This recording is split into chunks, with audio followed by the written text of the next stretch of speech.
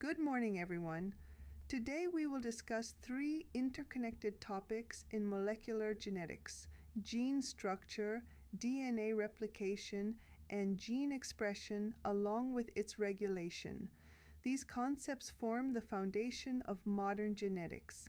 Understanding how genetic information flows from DNA to RNA to protein and how this process is regulated is essential for comprehending development, physiology, and disease.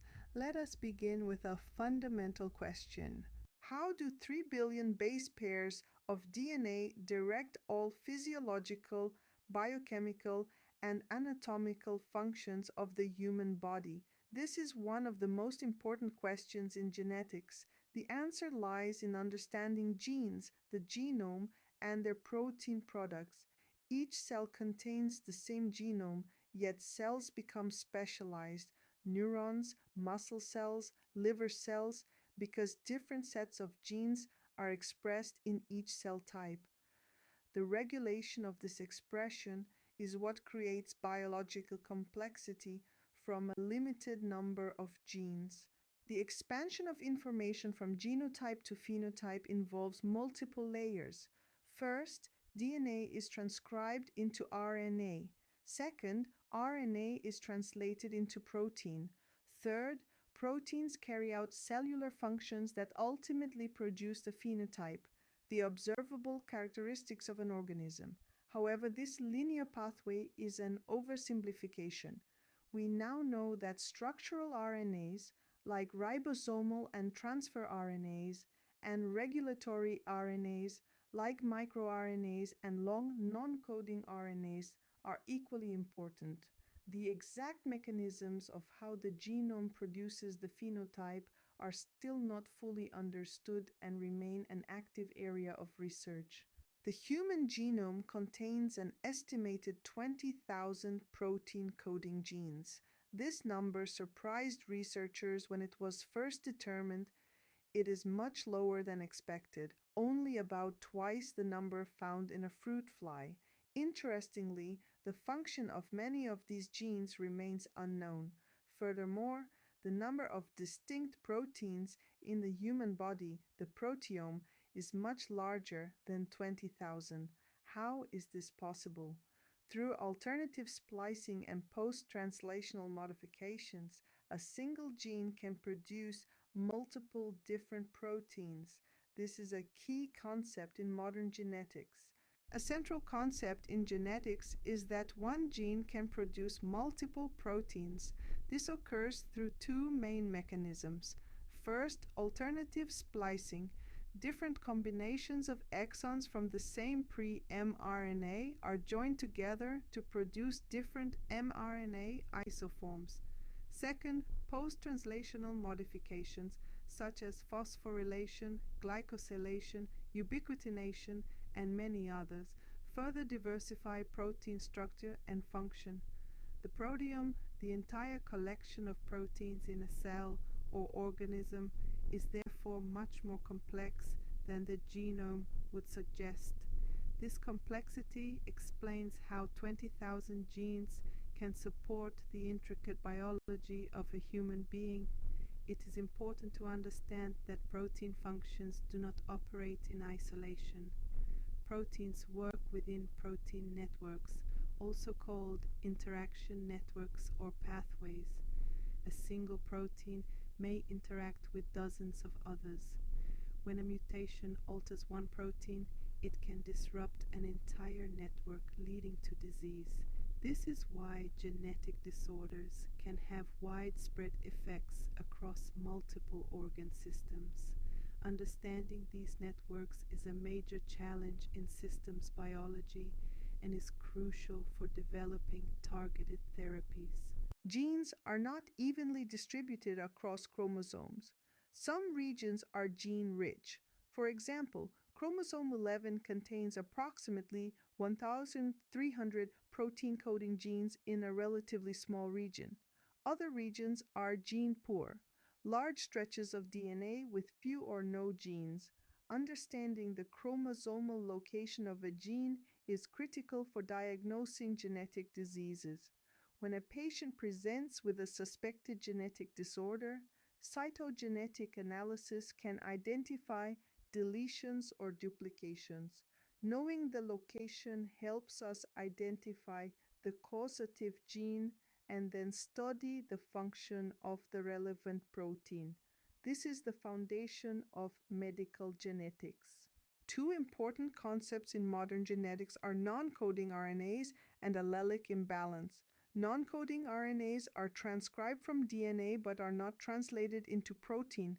They include tRNAs, rRNAs, SNO-RNAs, long non-coding RNAs, and microRNAs, all of which have regulatory or structural functions. Allelic imbalance refers to unequal expression of the two copies of a gene. This can occur due to genomic imprinting, where one parent's allele is silenced, or due to mutations in regulatory elements. Both non-coding RNAs and allelic imbalance are increasingly recognized as important in human disease, including cancer and neurodevelopmental disorders. Let us now examine the organization and structure of a typical eukaryotic gene. A gene includes several essential components. First, flanking sequences, the DNA regions on either side of the gene. Second, upstream sequences located 5' to the transcription start site. Third, downstream sequences located 3' to the gene. Fourth, promoter sequences where RNA polymerase binds. And fifth, regulatory elements including enhancers that increase transcription, insulators that block inappropriate interactions, and locus control regions that coordinate entire gene clusters. Each of these components plays a specific role in regulating gene expression.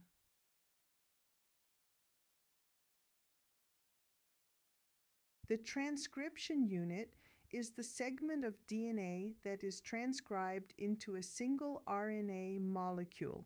It includes the promoter, the transcribed region containing introns and exons, and the termination signal. Understanding the transcription unit is fundamental for studying gene expression. Similar DNA sequences often produce similar polypeptides, and these related genes belong to gene families. For example, the beta-globin gene cluster on chromosome 11 and the alpha-globin cluster on chromosome 16 arose through gene duplication events. Another large family is the olfactory receptor genes, hundreds of related genes that allow us to detect thousands of different odors. Gene families are evidence of evolution at the molecular level. Pseudogenes are DNA sequences that resemble functional genes but do not produce a functional protein or RNA. There are two types. Unprocessed pseudogenes, also called dead genes, arise from gene duplication followed by accumulation of inactivating mutations. They retain introns. Processed pseudogenes arise by retrotransposition. An mRNA is reverse transcribed into DNA by reverse transcriptase and inserted back into the genome. These lack introns and have a poly-A tail. Pseudogenes were once considered junk DNA, but recent research shows that some pseudogenes have regulatory functions, including acting as decoys for microRNAs. Non-coding RNAs are functional RNA molecules that are transcribed from DNA but are not translated into protein. They include tRNA and rRNA, which are essential for translation, SNO-RNAs, which guide chemical modifications of other RNAs, long non-coding RNAs, which have diverse regulatory roles in the nucleus and cytoplasm, and microRNAs, which regulate gene expression post-transcriptionally by binding to target mRNAs. The discovery of non-coding RNAs has revolutionized our understanding of gene regulation. It is now clear that the majority of the human genome is transcribed into non-coding RNAs, not just protein coding mRNAs. The principles of gene expression in eukaryotes involve several key steps. First, the promoter and transcription factors recruit RNA polymerase to initiate transcription. The 5' UTR is transcribed but not translated. A transcription termination signal tells RNA polymerase where to stop. The newly synthesized pre-mRNA then undergoes three processing steps: capping at the 5' end, addition of a modified guanine nucleotide, polyadenylation at the 3' end, addition of a poly-A tail, and splicing, removal of introns and joining of exons. Each of these steps is essential for producing a stable, functional mRNA that can be exported to the cytoplasm for translation. mRNA splicing is the process by which introns are removed and exons are joined together to form mature mRNA. This is carried out by the spliceosome, a large dynamic complex of small nuclear RNAs and over 150 proteins. Splicing must be extremely precise. A single nucleotide error can shift the reading frame or introduce a premature stop codon, resulting in a non-functional protein. Alternative splicing allows a single pre-mRNA to produce multiple different mature mRNAs by including or excluding different combinations of exons. It is estimated that over 95% of human multi-exon genes undergo alternative splicing. This is the primary mechanism by which 20,000 genes can generate over 100,000 different proteins. Transcription is carried out by RNA polymerase II for protein coding genes. RNA polymerase II transcribes the antisense strand, also called the template strand, in the 5' to 3' direction.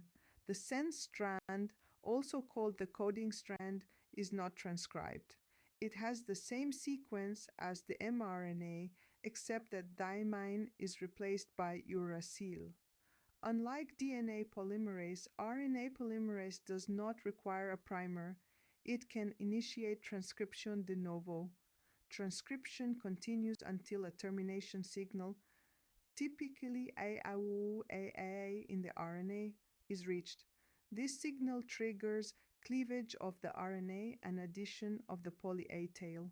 Understanding these mechanics is essential for molecular biology research and for developing drugs that target transcription.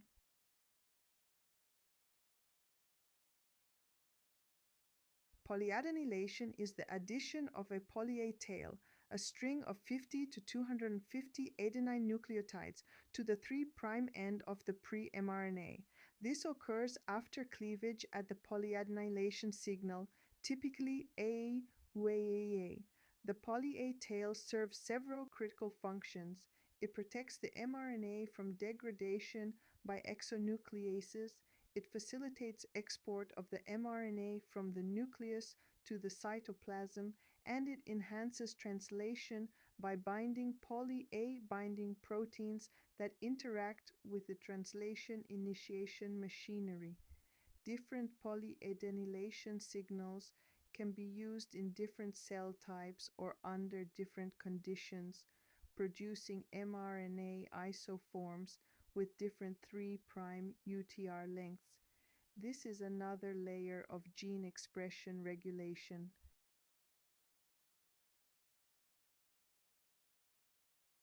The pathway from pre-mRNA to mature mRNA involves three coordinated events: capping at the 5' end, splicing to remove introns, and polyadenylation at the 3' end. The mature mRNA is then exported from the nucleus to the cytoplasm through nuclear pores.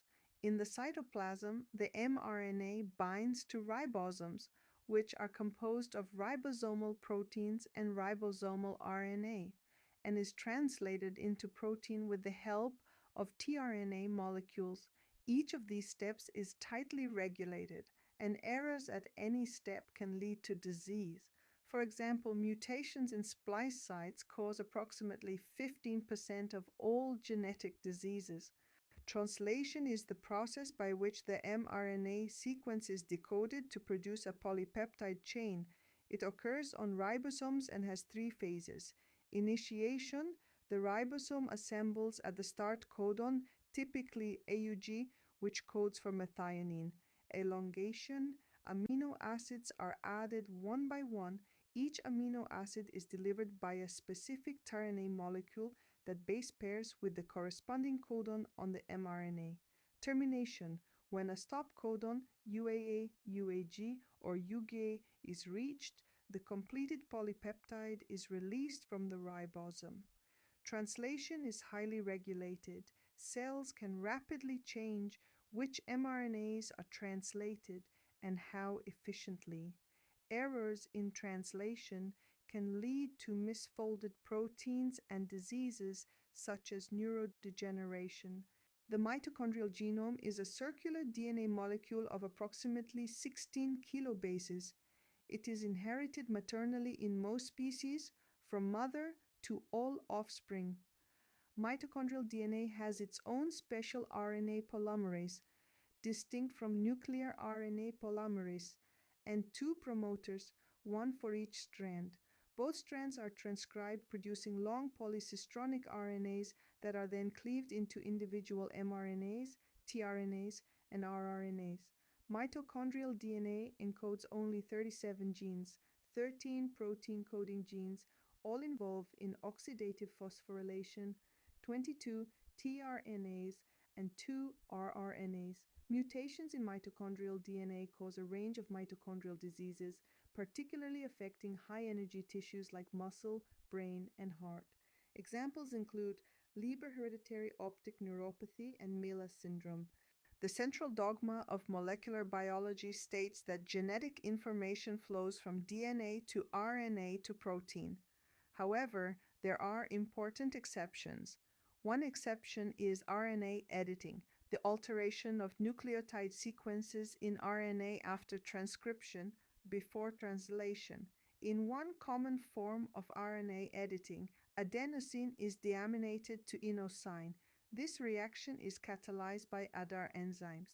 Inosine is read by the translation machinery as guanosine, effectively changing the genetic information after transcription. RNA editing affects gene expression and protein function. It is particularly important in the nervous system, where editing of glutamate receptor and serotonin receptor mRNAs alters their function. Dysregulation of RNA editing has been linked to neurological disorders, depression, and cancer. This discovery shows that the information in RNA is not always identical to the DNA template, adding another layer of complexity to gene regulation.